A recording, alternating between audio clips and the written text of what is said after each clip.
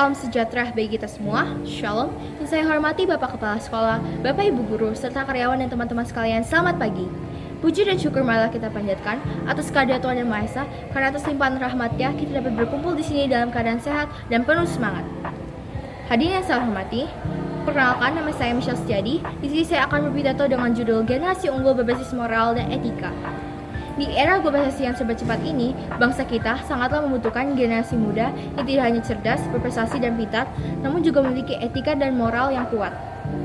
Kecerdasan tanpa etika itu hanyalah suatu jalan pintas menuju suatu kehancuran. Oleh karena itu, membentuk generasi unggul berbasis moral dan etika itu bukanlah hanya sekedar pilihan, namun adalah suatu kewajiban atau keharusan bagi diri kita masing-masing. Generasi unggul adalah generasi yang mampu bersaing secara global, namun juga menjunjung tinggi nilai kewajiban, tanggung jawab, terus kemudian saling menghargai antara sesama, dan kejujuran.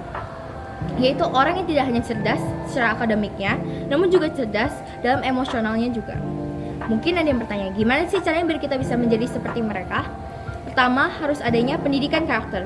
Pendidikan karakter adalah bagian utama dari sistem pendidikan kita. Kita dapat mempelajari etika dan moral itu melalui sistem pembelajaran dari keluarga maupun sekolah dan lain-lainnya dari sejak kecil. Kita sebagai generasi muda, kita harus mulainya dari diri sendiri dan bukan dari orang lain. Bisa seperti menjaga integritas, kemudian kita bisa bersikap adil, kemudian bertindak jujur dari hal-hal kecil sekalipun dan menghormati orang lain. Dan yang kedua, harusnya membukanya di bagian dunia nyata atau di dunia digital, kita tetap harusnya mendorong tinggi nilai-nilai etika, bukan malah justru merusaknya.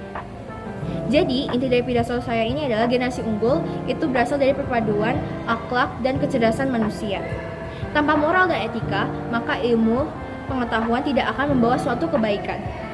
Marilah kita bentuk generasi yang berprestasi sekaligus berkarakter yang mulia. Sekian pidato yang saya sampaikan. Shalom, terima kasih.